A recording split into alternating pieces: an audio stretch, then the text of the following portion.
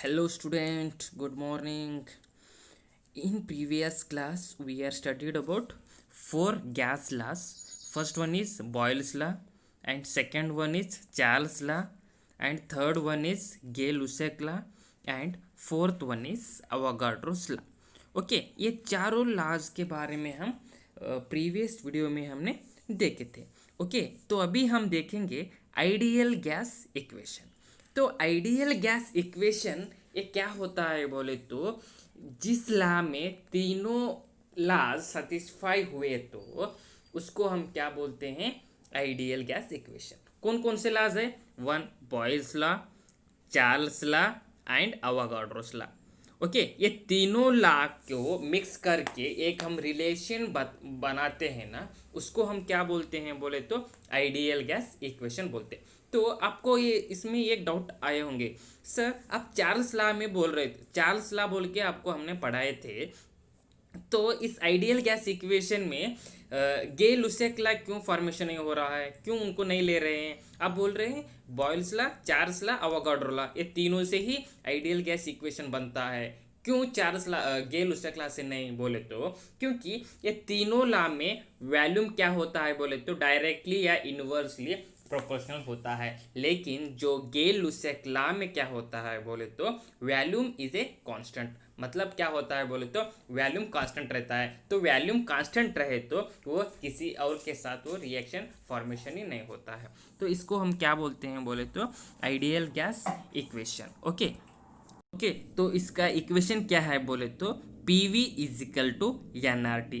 तो P का meaning क्या है बोले तो प्रेशर है, और V का मीनिंग वॉल्यूम है, एंड N स्मॉल n बोले तो नंबर ऑफ मोल्स, मतलब कि कितना नंबर ऑफ मोल्स इस आइडियल गैस में प्रेजेंट है, और R क्या है बोले तो ये गैस कांस्टेंट है, और T क्या है बोले तो टेम्परेचर है।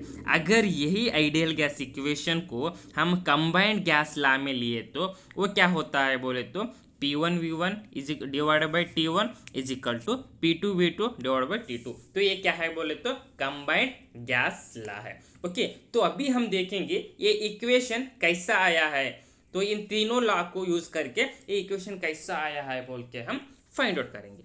ओके ओके तो अभी हम देखेंगे तीन लॉज यूज करके कैसे फॉर्मेशन होता है, यानी आइडियल गैस इक्वेशन कैसा फॉर्मेशन होता है बोल के अभी हम देखेंगे। ओके तो फर्स्ट लॉ हम कौन सा यूज कर रहे हैं बोले तो बॉयल्स लॉ। तो बॉयल्स लॉ में क्या होता है बोले तो इसमें टेम्परेचर कांस्टेंट रहता है। ओके तो टेम्परेचर कांस्टेंट रहता है, इसका मतलब क्या होता है बोले तो volume is inversely proportional to the pressure. तो ये इनवर्सली का मतलब क्या हुआ होता है बोले तो अगर वॉल्यूम इंक्रीज हुआ तो प्रेशर क्या होता है, डिक्रीज होता है। अगर वॉल्यूम डिक्रीज हुआ तो प्रेशर क्या होता है बोले तो इंक्रीज होता है। तो इनवर्सली का मतलब होता है अपोजिट, एक इंक्रीज हुए तो एक डिक्रीज होता है, एक डिक्रीज हुए तो एक इंक्रीज होता है, इसको हम बोलते हैं इनवर्सली। तो बॉयल्स लॉ में क्या हो रहा है बोले तो volume is inversely proportional to the pressure. Okay ये बॉयल्स लॉ हो गया। तो अभी चार्ल्स लॉ में क्या देखे थे बोले तो इसमें प्रेशर क्या रहता है बोले तो कांस्टेंट रहता है।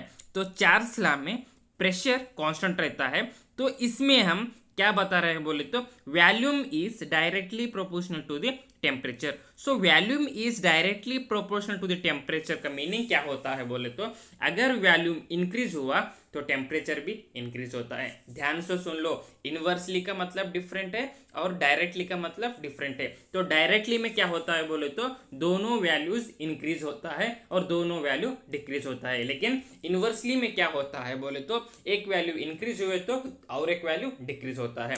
तो इस चार्ल्स लॉ में क्या हो रहा है बोले तो प्रेशर कांस्टेंट है और वॉल्यूम एंड टेम्परेचर क्या हो रहा है बोले तो इंक्रीज हो रहा है। अगर वॉल्यूम इंक्रीज हुआ तो टेम्परेचर भी इंक्रीज होता है, अगर वॉल्यूम डिक्रीज हुआ तो टेम्परेचर भी क्या होता है, डिक्रीज होता है। ओके ओके तो अभी अवोगाड्रोस लॉ में क्या होता है बोले तो volume is to equal number of volume is directly proportional to the n number of moles.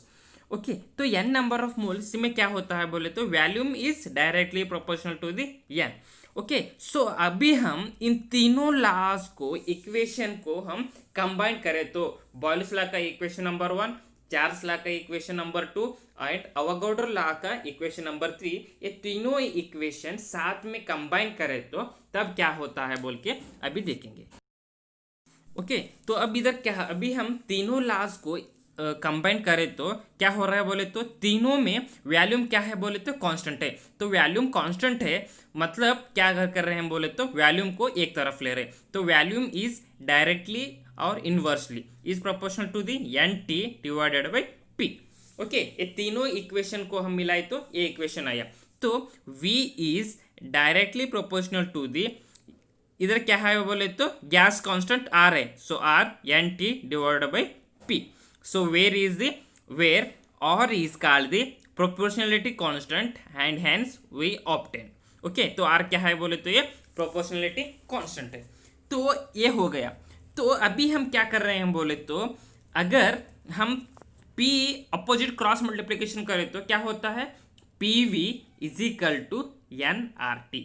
Okay जो P को हम क्रॉस मल्टीप्लिकेशन करें तो क्या होता है बोले तो PV is equal to NRT।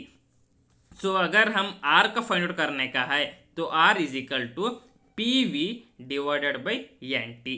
सो ये क्या होगा ये बोले तो हमारा गैस इक्वेशन है। क्या है, PV is equal to NRT हमारा आइडियल गैस इक्वेशन है। अगर हम जो R का वैल्यू फाइंड आउट करने का रहे तो PV R is equal to PV divide by NT। Okay तो इसमें क्या होता है बोले तो where R is the gas constant, तो R क्या है बोले तो ये गैस कांस्टेंट है, इसको हम यूनिवर्सल गैस कांस्टेंट भी बुलाते हैं। ओके तो अभी हम देखेंगे at standard temperature pressure the value of R is कितना है, R का वैल्यू कितना है 8.314 केल्विन पर mole and this equation is called the equation state. Okay तो अभी हम क्या कर रहे हैं बोले तो R का वैल्यू कितना है 8.314। सो जो पिछले इक्वेशन आया है उसको हम कंबाइन स्टेट में लिखने का रहे तो कैसा लिखते हैं, P1 V1 divided by T1 is equal to NR and P2 V2 divided by T2 is equal to NR। Okay तो इसमें हम क्या कर रहे हैं बोले तो n इज इक्वल टू 1 मोल ले रहे और n इज इक्वल टू 2 मोल ले रहे। ओके तो n1 इज इक्वल टू 1 मोल में क्या होता है बोले तो जो हमारा P1 V1 divide by NT था ना, तो n का मतलब क्या ले रहे हैं बोले तो 1 ले रहे हैं, तो इसलिए P1 V1 divide by T1 is equal to NR and P2 V2 divide by T2 is equal to NR। Okay hence we get P1 V1 divide by T1 is equal to P2 V2 divide by T2, क्योंकि इधर NR क्या हो गया, cancel हो गया। तो NR cancel हो गया मतलब हमको क्या बचा है, P1 V1 is equal to P1 V1 divide by T1 is equal to P2 V2 divide by T2। तो इस इक्वेशन को हम क्या बोलते हैं, कंबाइंड गैस लॉ। तो ये इक्वेशन क्या होता है बोले तो जब आप प्रॉब्लम सॉल्व करते हो ना तब आपको ये फॉर्मूला बहुत बड़ा इंपॉर्टेंट रोल फॉलो करता है।